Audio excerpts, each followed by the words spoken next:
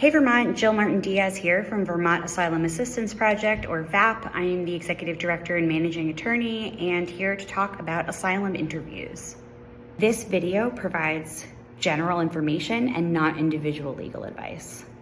Asylum interviews are specifically for people who applied for asylum outside of being in an immigration court or a removal proceeding. So if you have an asylum application pending before an immigration judge, then the information that follows is not relevant to your case. VAP has learned that the Boston Asylum Office will be here in Colchester, Vermont, conducting asylum interviews for asylum applicants from August 10th through August 14th.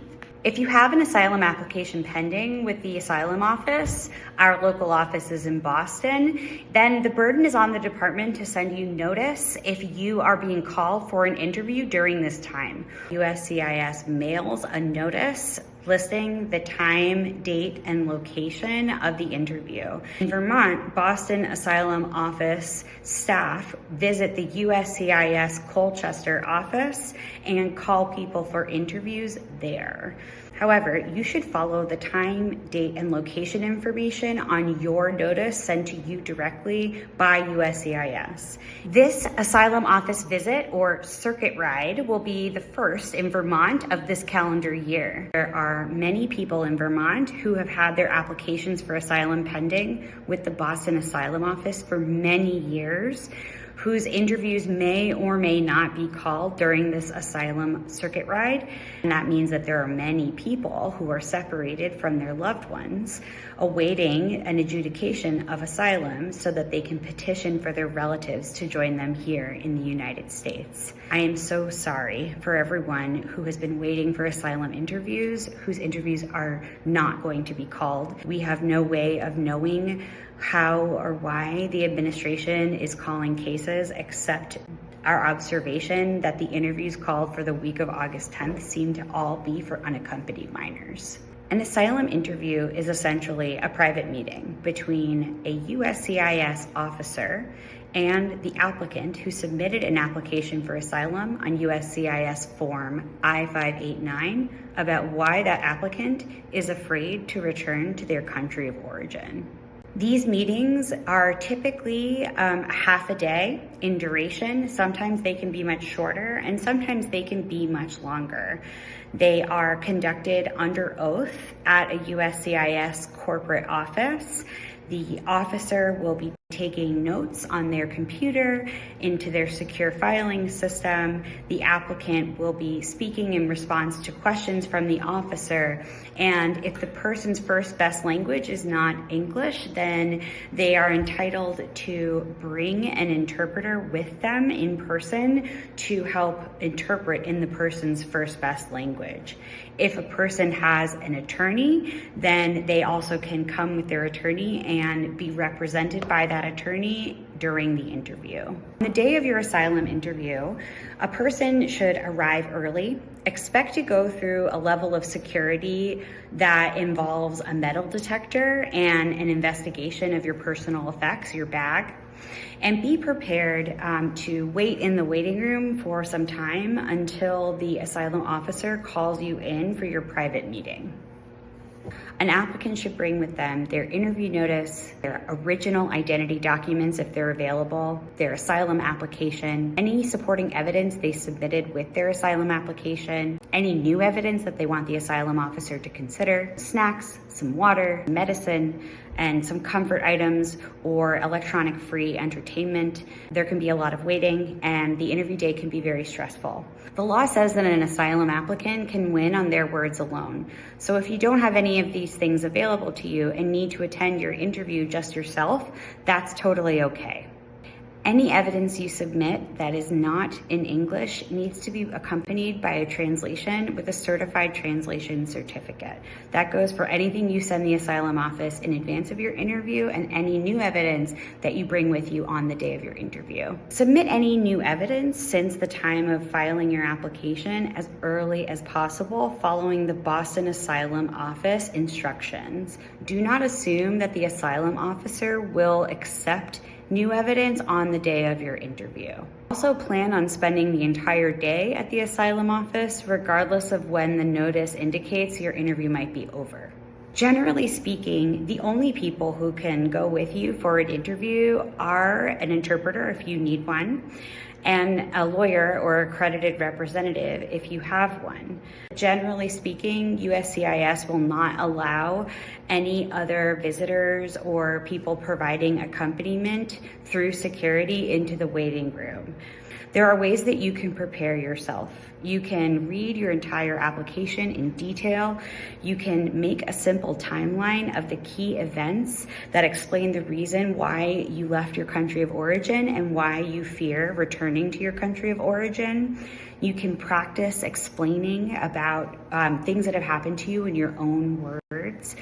And you can practice saying, I don't know, when the answer is I don't know in response to a question, and also practice asking for breaks so that you feel empowered to do so on the day. If you notice during your preparation that there's information that seems incorrect in your form I-589, then it's recommended that you tell the officer clearly and honestly what the correction is that needs to be made and a brief reason for why the incorrect information is there. A person is only required to answer the questions asked. They are not required to do more and not recommended to do less. When a person is asked a question by an asylum officer, as with any government official, answer honestly, answer completely, make sure that you ask for clarification or say I don't know when those things are true for you. You do not need to memorize anything. You just need to answer honestly and speak from the heart. The officer will be assessing whether you are credible, meaning whether you're someone who tells the truth, and whether the situation that you present matches up with the requirements for a grant of asylum under U.S. asylum law. The interview itself typically contains 3 sections. One section is dedicated to reviewing the answers to Form I-589 with you. The second part of the interview is really about your story. The officer will ask more open-ended questions and give you a chance to explain why you left your country of origin, why you came to the United States, and why you fear returning to your country of origin now. The third part of the interview will focus on questions that relate to any legal issues that might prevent you from being granted asylum based on maybe filing an application later than is allowed, or if you have criminal legal system contacts since arriving in the US. Just because you're being asked questions about things that might bar your eligibility for asylum does not mean that the officer is not inclined to grant. When the asylum officer has gathered all of the facts that they can, then they will conclude the interview. They will not be making a decision in the moment. Instead, they will likely tell you to either come back for a decision on a certain date, or they will tell you that they will be mailing you notice of the decision that they make afterward. Your job at this stage is to write down everything that happened, type it up, handwrite it, write it while it's fresh in your mind. Take care of yourself because asylum interviews are very, very exhausting and for many re-traumatizing. Make sure you save every piece of paper that you received from USCIS along the journey. If you have the ability to make a scan or make a copy and give it to a trusted person, we recommend you do that as well.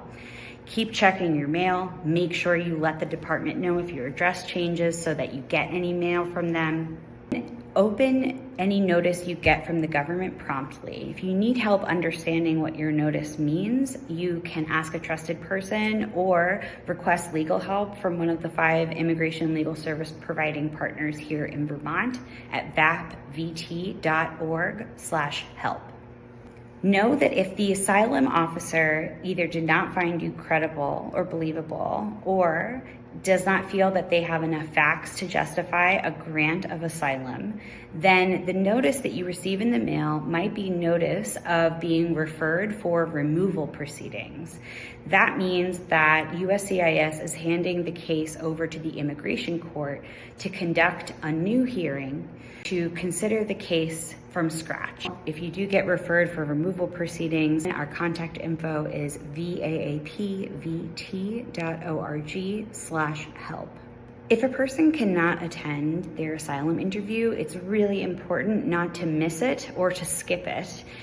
Instead, contact the Boston Asylum Office immediately, explain the very urgent reason why you have to miss your interview, and request that they reschedule you for another day. If you are referred for removal proceedings, it is really important that you don't miss any of those court dates either. You can be ordered removed in your absence if you do miss an immigration court date. VAP is not aware of any reported arrests at any New England area asylum offices, including Boston. And so far, we have no reason to fear any enforcement actions at the asylum office. Our general advice is to prepare carefully and participate fully in your proceedings. Take care of yourself before, during, and after your interview. An asylum interview can be long and stressful and emotionally triggering. It'll require you to talk about some of the worst things that have ever happened in your life. Know that it is also a key opportunity for you to explain why you need protection under U.S. asylum law.